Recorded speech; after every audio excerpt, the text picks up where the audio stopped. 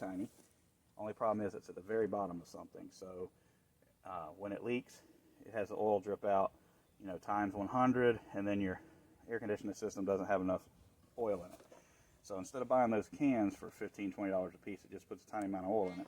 I bought this guy. What this guy does is you put the oil in here, you fill it up, screw the cap on, hook everything all together, and blast some Freon through it. There you go. Supposedly. Find out in a minute, that's for sure. Haven't used this piece before. Can't hardly get this oil unless it has this freaking leak detector dye in it. I know where the leak is. Thank you.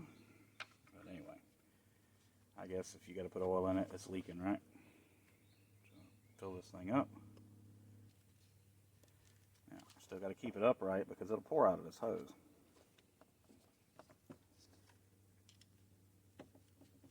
I am most likely using this backwards. You can tell by the way the hoses and everything. It probably intends for you to use it this way. Doesn't matter. It's going to be easier to hook up to the hose and all that like that. That way I don't have to have this can way down in this engine bay, because Dodge decided to put the piece this far down in here right next to the alternator. Had to kick in twice. Hear that rattle? Yeah. That's the lack of oil.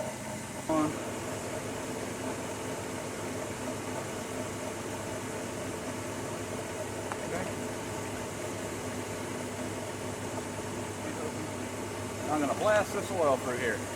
Freon will go down, into there, forced out, and into the vehicle.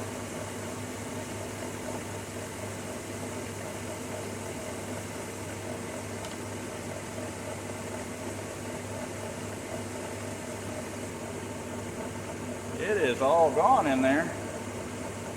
We can do this again, and I'm going to, because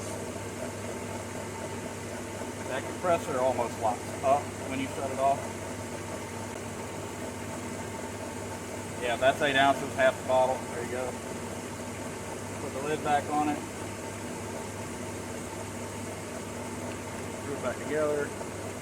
Try not to spill it because that dye will stick to everything. I'm shaking it just to make sure I get every drop in there. Alright. Shut it off. Shut it off.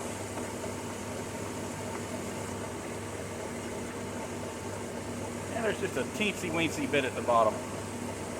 But I'm going to call that a big success. Alright, restart the van and see what it sounded normal. Too bad. Good enough for me. Had to kick in twice. Hear that rattle? Yeah. That's the lack of oil. Sounded normal.